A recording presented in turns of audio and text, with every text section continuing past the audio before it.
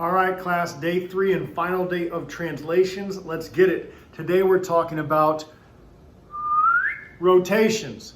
No, I'm not wearing the same thing 2 days in a row. I recorded 2 videos in 1 day. Don't judge. Drip. Here we go.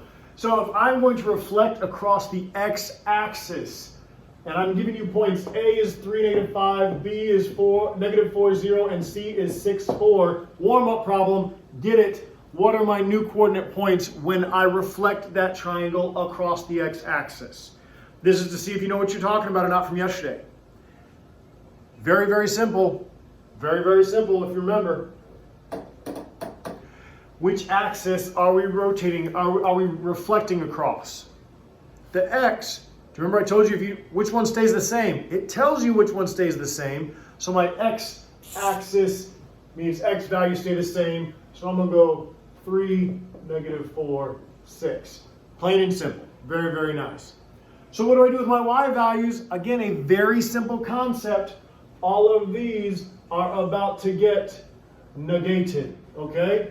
All my y values get multiplied by -1, leaving me with a +5, a 0, and a -4, and that will get you full credit on our quiz, which you're taking Friday. I'm going to be in class with you Thursday to review. Make sure you know what you're doing on all 3 of these. Run a couple sample quizzes, and then Friday you'll be quizzing for real, okay? Nice job. Let's move on. Let's take a look at today's notes. Rotations. So I'm just going to show you what it looks like, okay? But today more than ever, you got to memorize the math behind it. And I'll show you the table here in a second. But just so you understand, a rotation is where it is literally rotating, right? If I'm rotating a marker, it goes like that. That's rotating a marker. You're going to have 3 types of rotations today. 3 types. You're going to have 180 rotations, which again, that's when it's all the way around, right?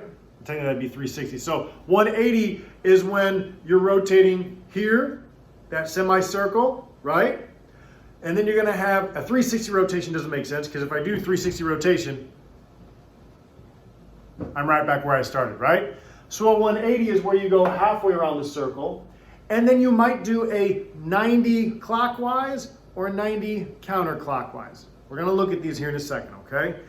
But every single person needs to write this table down. This is your bread and butter. Bread and butter. And we're going to refer to this a lot, okay? I'm going to show some examples which might help you more. But here's what it says. Anytime they ask for a 180 rotation, multiply both coordinates by -1. Okay? So if the original was xy, it'll become a -x, -y. Let's just talk numbers. Okay? So this one, if I had a -3, 4, if I'm rotating that 180 degrees, it becomes 3, -4. You see how you just multiply -1 by both of my vertices. That's when you are rotating 180 degrees. Okay, scenario 2. 90 degrees clockwise. Okay guys, clockwise. You've got to know this by now. When we're looking at a clock, okay, I'm going to do this backwards because you're looking at me. If noon or midnight, whatever you want to say, is right here, when I go to 1, there's 1. There's 2. There's 3. Do you understand? This is clockwise. It's the way the clock winds up. Counterclockwise for you is if it starts going backwards. That counterclockwise. Okay? You need to know those 2 directions. So, if it is a 90 degrees clockwise, you're going to multiply the x coordinate by -1 and then switch the x and y coordinate. So if your original point is xy, you'll multiply this by a negative and then switch it. What does that look like? Okay, let me give you a new point, okay? Let's start with a simple one. Let's go 4, 5. 2, 5. If my original point is 2, 5, and I'm rotating that 90 degrees clockwise, I'm going to first multiply my x by a negative and then switch the x and y. And that will become my final point. Okay? That's the transition if you are doing a 90 degrees clockwise rotation. Last one that we mentioned. You may have a 90 degrees counterclockwise. So now it's going the other way rotation. This is where you multiply the y coordinate by -1 and then switch the x and y coordinate. Again, this might make more sense with an example. Let's say we are 6, 8. 6, 8. Okay, that's my original point. I multiply the y by a -1 and then switch the x and y.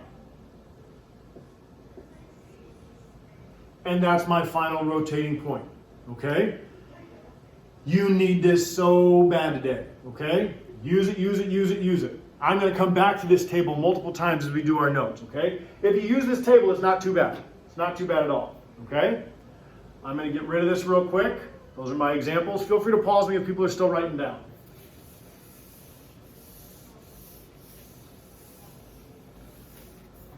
Okay, let's get into some of this. If I have, oh no, notice what you got here on today. You don't even have a graph. You don't even have a graph. And you're starting with just a point, okay? E is -2, 1. -2, 1. We want it rotated 180 degrees. So I need to find E prime. Okay, look at your table. I'll pull it up as well. If we are rotating 180 degrees, multiply both coordinates by -1. This is the nice one. This is the easy one. So I'm going to take this. I'm going to multiply both coordinates by -1. And I arrive at 2, -1. Done. Done. Okay. Try number 2. Number 2 says 90 degrees counterclockwise about the origin. 90 degrees counterclockwise. So we're going to find our G prime. Look at your table. Try it, and then I'll pull up the table and talk through it.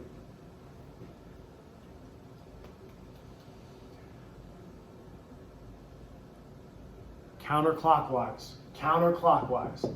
I'm going to multiply the y coordinate by -1, and then we're going to switch it. Counterclockwise, we're going to multiply the y value. Oh, cute family. We're going to multiply the y value by -1, which gives me -4, 1. And then we're going to switch, which will give me a 1, -4. That's it. That's it, guys. All right, do 3 and 4. Do 3 and 4, and then we'll come together and check your answers. Do 3 and 4. Use that table.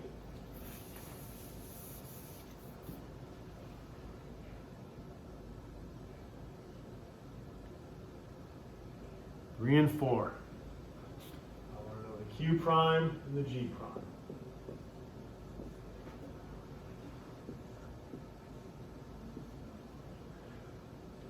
Three is a 180 rotation.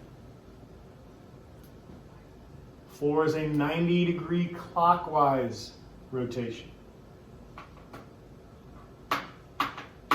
You ready? Here we go. Pause me if you need more time. We already talked about this one. 180 is nice. 180 means they're both getting negated. And by the way, I do want you doing this. Do you notice how I've been showing my work? That's what I wanted to see. Show me who you're multiplying by -1 and show me if anybody flips. Does do the x and y switch at all when it's a 180 degree rotation? No, it does not.